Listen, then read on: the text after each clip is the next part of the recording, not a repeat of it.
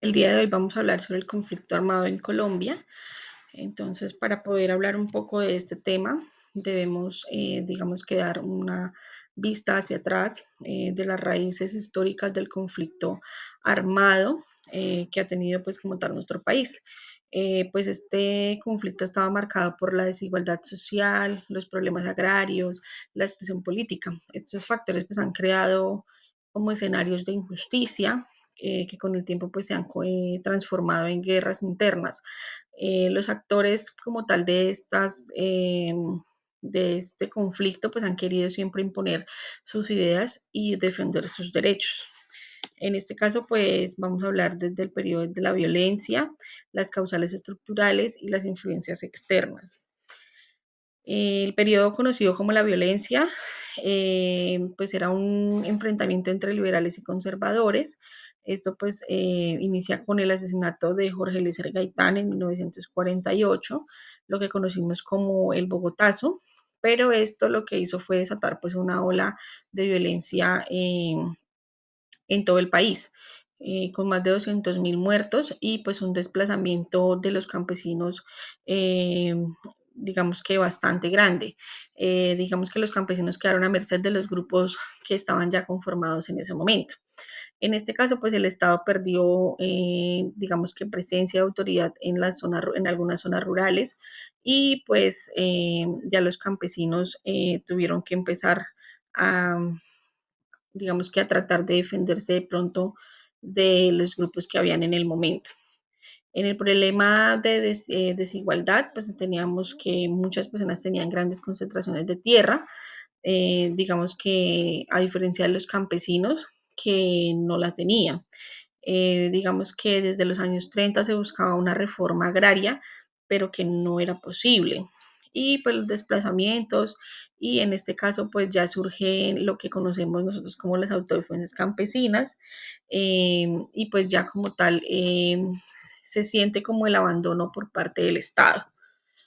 Eh, el Frente Nacional fue un acuerdo entre liberales y conservadores para poder alternar el poder. Trajo estabilidad, pero pues no incluyó a todos los sectores políticos y sociales como los movimientos campesinos. Esto pues como tal cerró la participación y alimentó las ideas de la lucha armada. La influencia internacional, en este caso en los años 60, el contexto mundial estaba marcado por la Guerra Fría. La Revolución Cubana también inspiró a que surgieran estos movimientos insurgentes en Latinoamérica. Y ya pues para esta época surge lo que son las FARC, el ELN y el EPL. En este caso ya mi compañero es quien les va a hablar un poco más a fondo de estos grupos. Gracias, compañera. Por mi lado, voy a hablar un poco sobre el surgimiento de las guerrillas de izquierda, que por eso de los años 60, donde Colombia vivía una profunda crisis social y política. En este contexto surgieron varios movimientos inspirados en las desigualdades que había en el país y en las tensiones globales de la Guerra Fría. Las FARC, el ELN y el EPL nacieron como expresiones distintas de una misma inconformidad: la falta de tierras, la represión estatal y la exclusión política. Las FARC, creadas en 1964, surgieron principalmente de grupos campesinos armados en defensa propia, influenciados por el Partido Comunista. Su objetivo inicial era la reforma agraria y la justicia social. Mientras tanto, el ELN, también fundada en 1964, tuvo un carácter más ideológico y se inspiró en la Revolución Cubana. Combinó el marxismo con un fuerte componente cristiano. El EPL, por otro lado, nacido en 1967, tuvo una orientación maoísta y buscaba una revolución popular basada en el campesinado.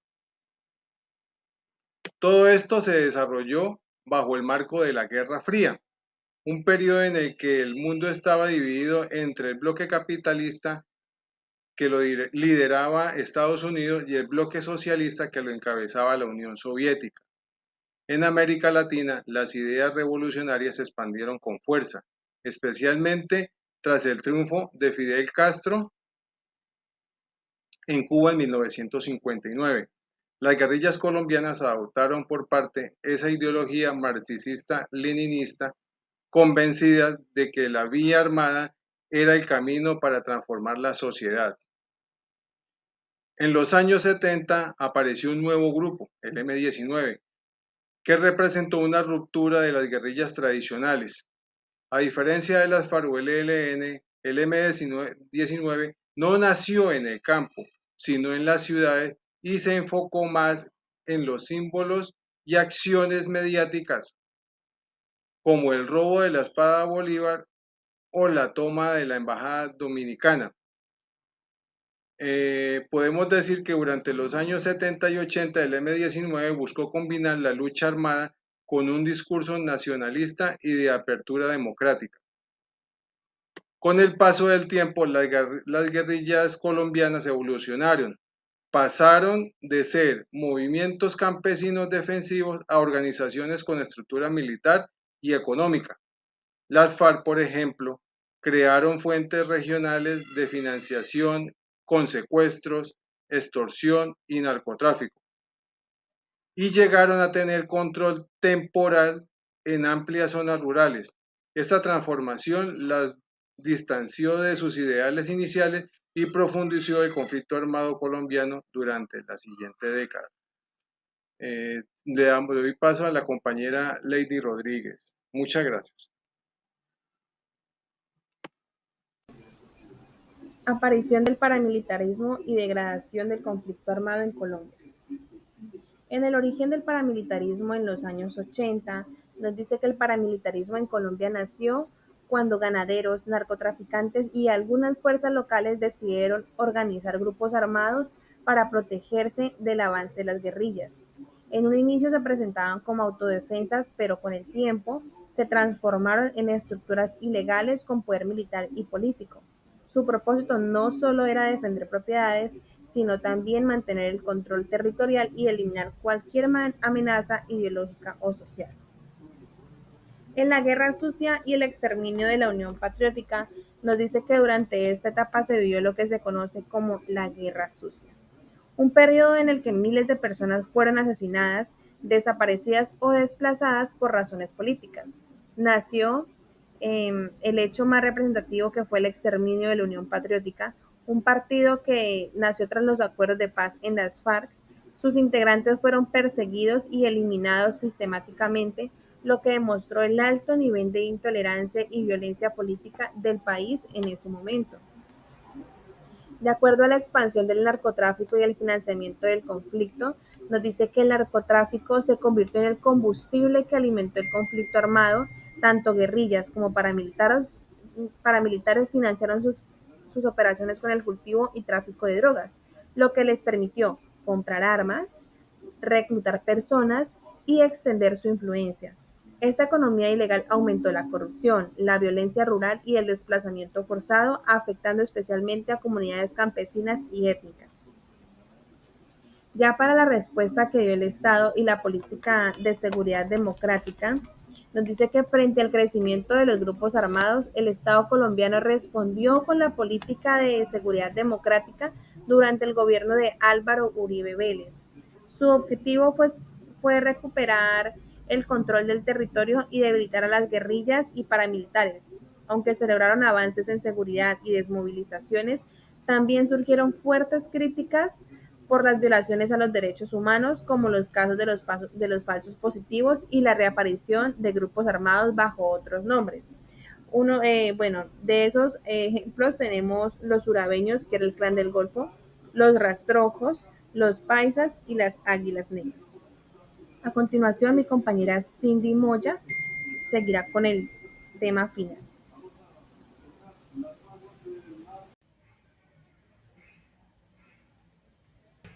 Muy buenas noches, compañeros, profesor.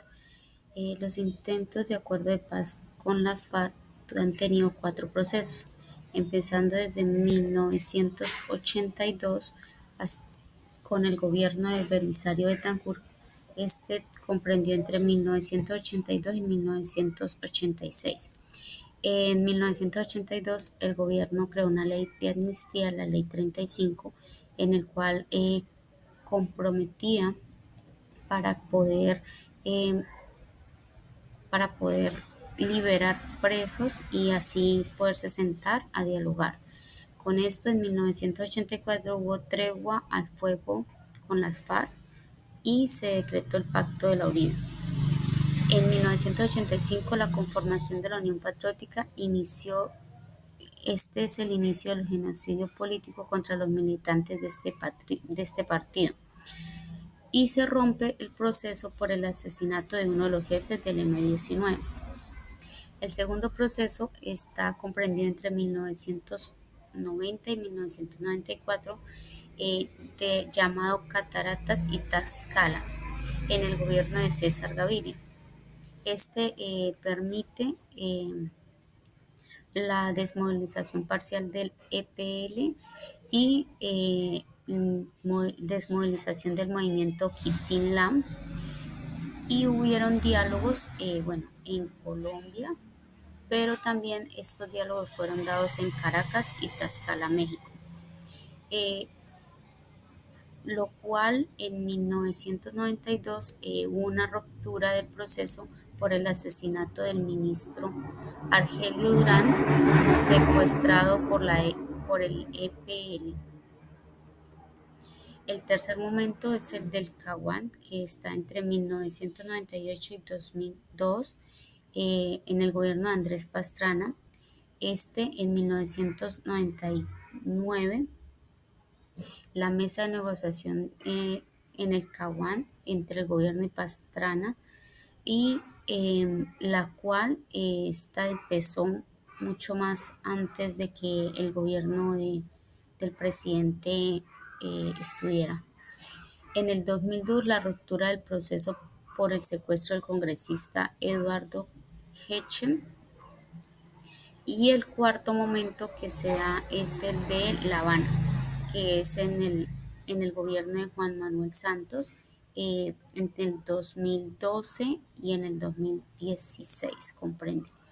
Este proceso fue llevado a cabo entre el gobierno colombiano y las Fuerzas Armadas Revolucionarias de Colombia, en el que se formaliza a través de diálogos realizados durante el 23 de febrero del 2012 en La Habana, Cuba.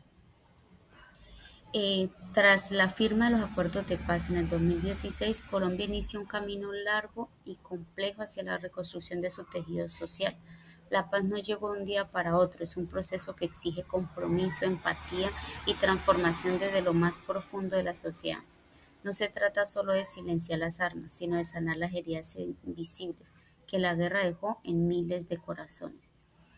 La paz en Colombia sigue siendo un sueño en construcción, hecho de pasos pequeños y esperanzas grandes. Cada gesto de respeto, cada palabra de perdón y cada acción de justicia son ladrillos con los que se edifican un país distinto. Solo cuando la memoria se transforme y en enseñanza y la reconciliación en práctica cotidiana es allí donde vemos la paz. Somos un pueblo, una nación, una patria inmensa y hermosa. Honrémosla. Juan Manuel Santos.